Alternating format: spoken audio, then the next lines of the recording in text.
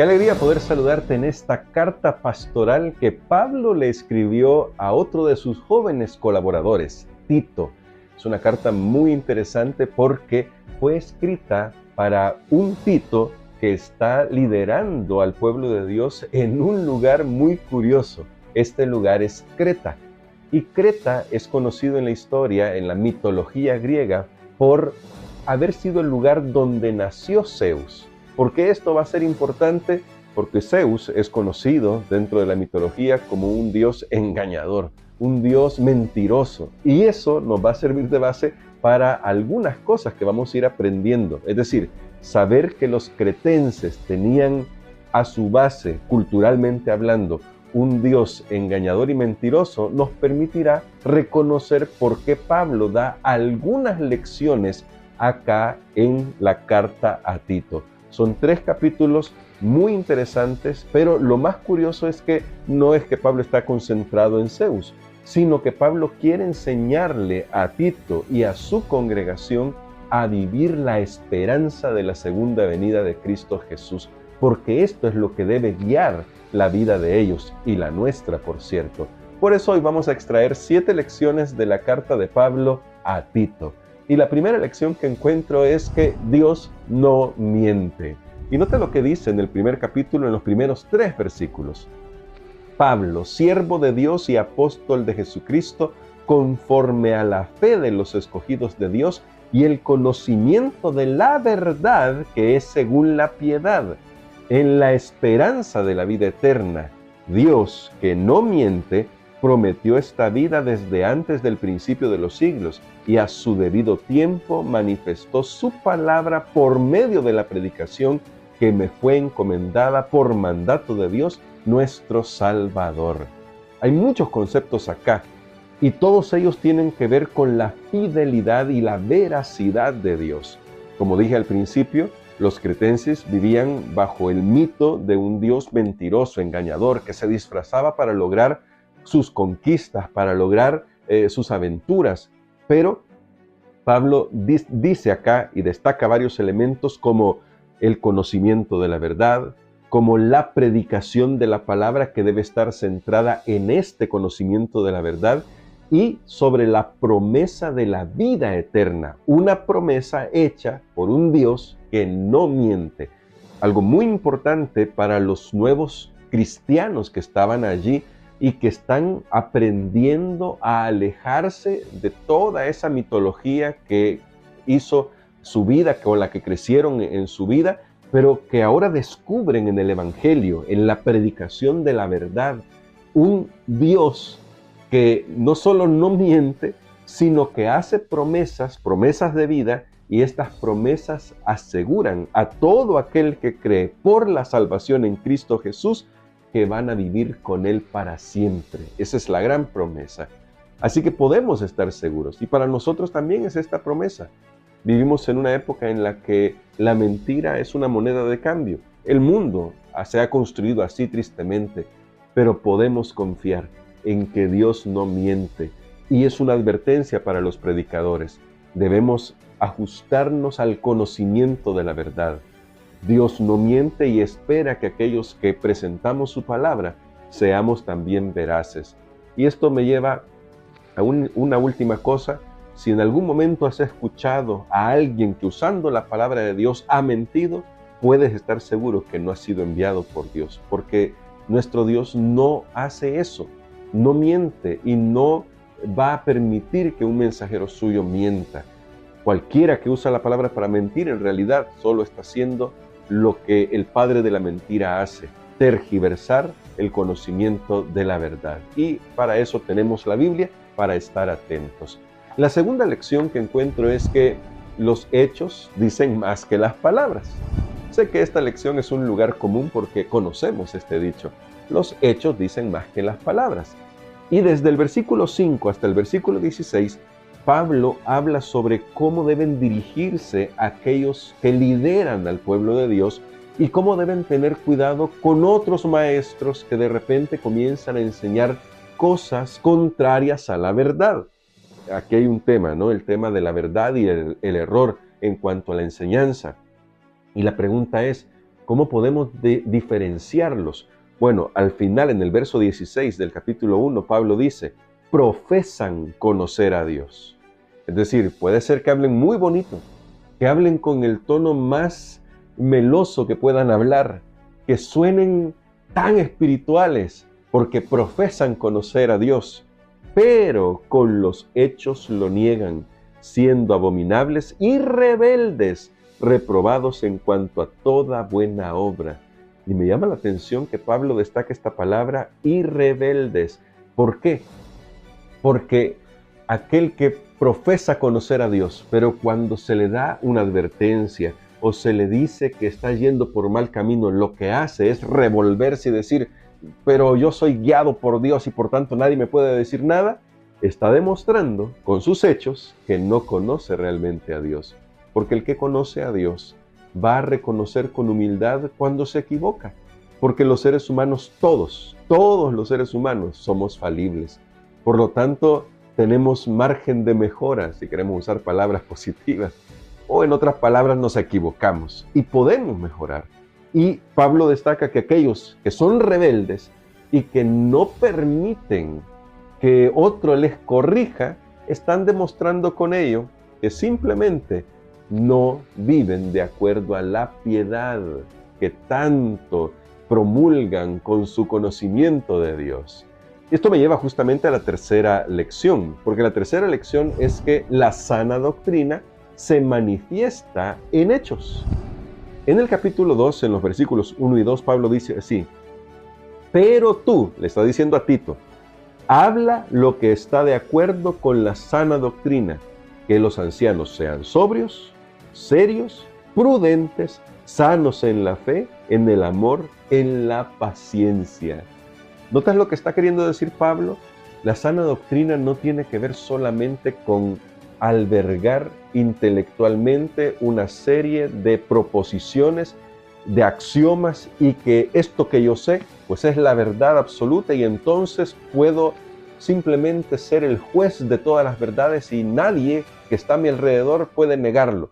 No, Pablo dice, ¿sabes qué? Tú habla lo que está de acuerdo a la sana doctrina y lo que está de acuerdo a la sana doctrina te va a volver más sobrio, más serio, prudente, sano. Serio, no estoy hablando de llevar la cara larga, ¿no? Hago ese paréntesis aquí. Sanos en la fe, en el amor, en la paciencia. Todas estas cualidades que menciona Pablo hablan de un carácter transformado por el Espíritu Santo, un carácter guiado por Dios. Ese carácter se logra cuando estamos atentos a la sana doctrina.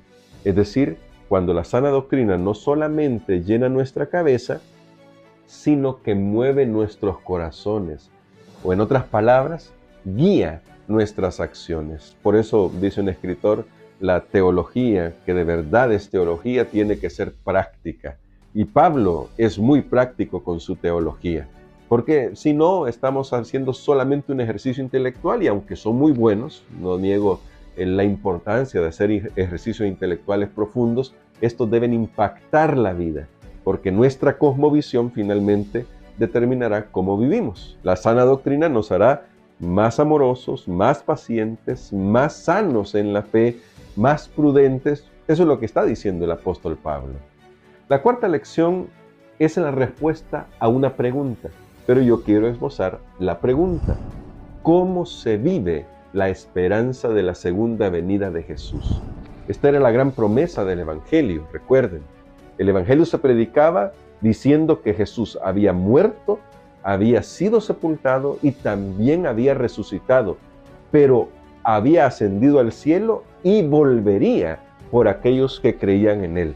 Como Dios no miente, esto tenía que ser una fe, una certeza en todos aquellos que aceptaban el Evangelio. Entonces, ¿cómo vivían o cómo deberían vivir aquellos que creen en la segunda venida de Jesús?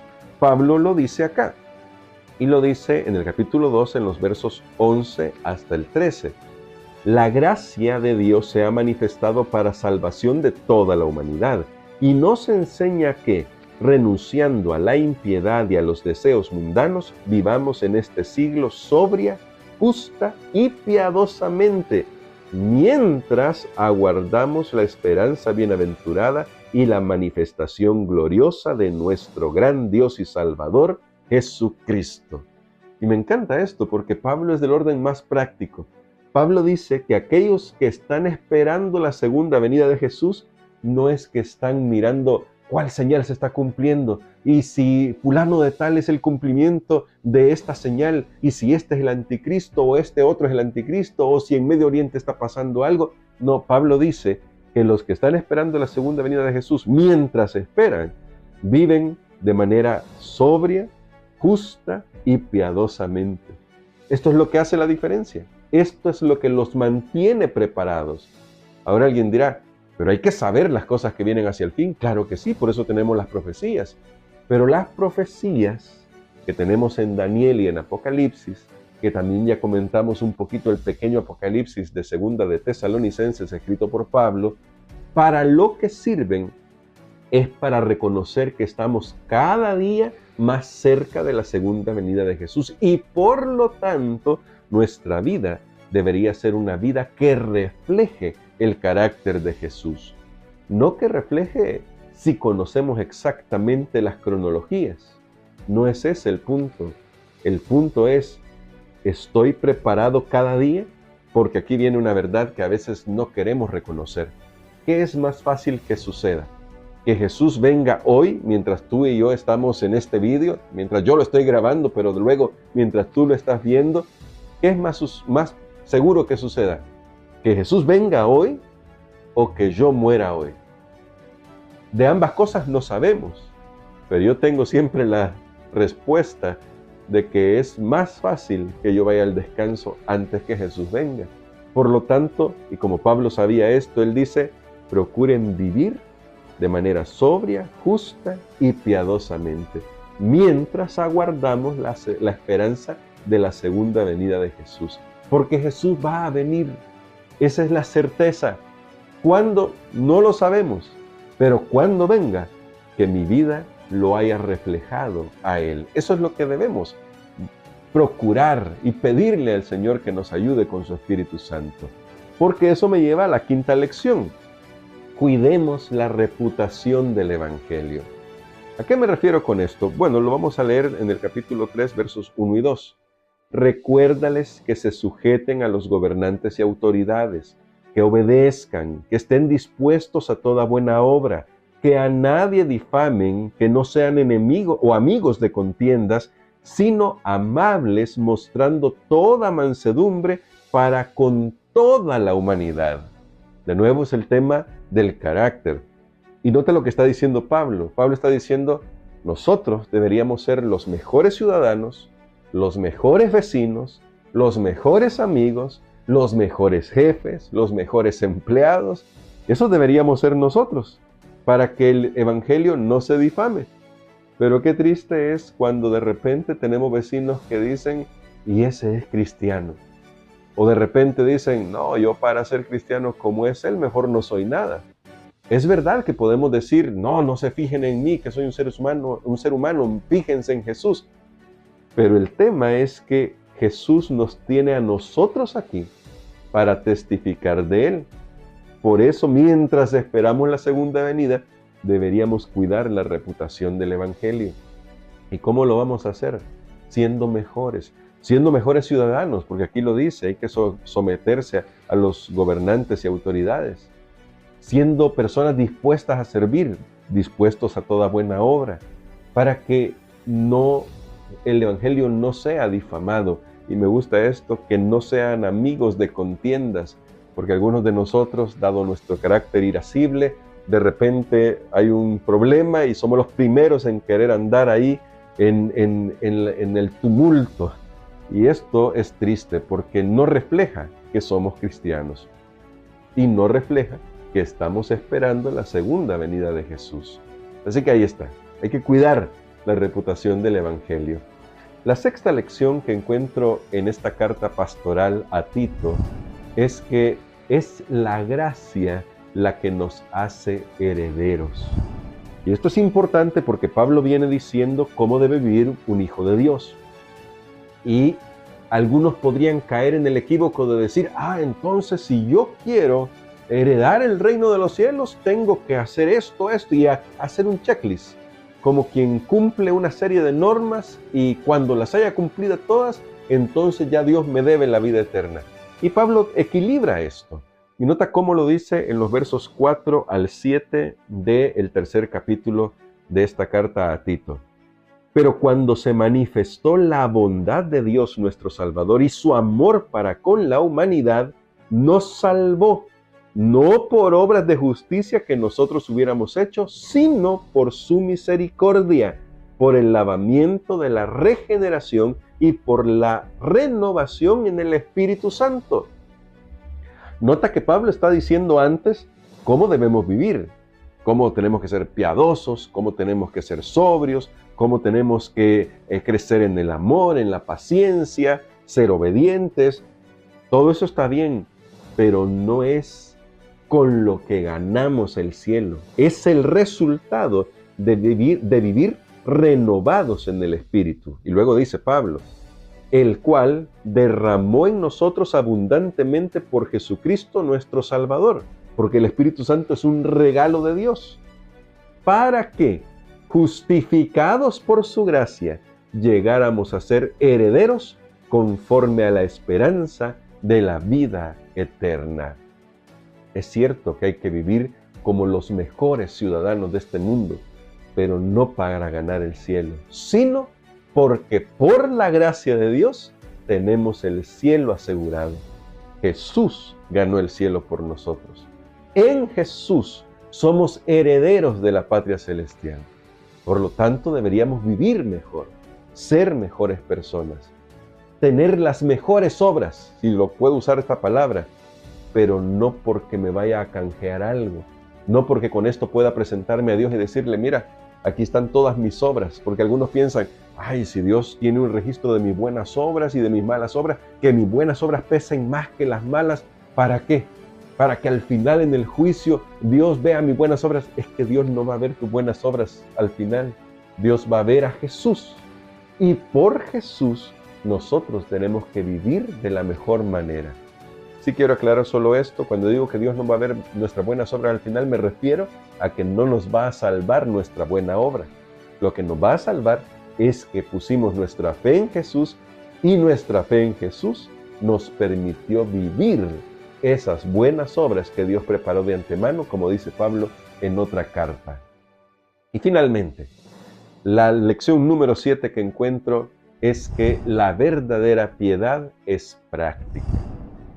Y esto es importante, aunque parezca tan obvio, pero muchos han confundido la piedad como un ejercicio en el que pueden alejarse o deben incluso alejarse de todos los demás para vivir esa santidad apartados de la gente. Por eso se levantaron movimientos monásticos en la historia, por eso se levantaron los ermitaños, por eso llegaron a aparecer los ascetas, con la idea de que si se alejaban del mundo lo suficiente, podrían llegar a ser santos.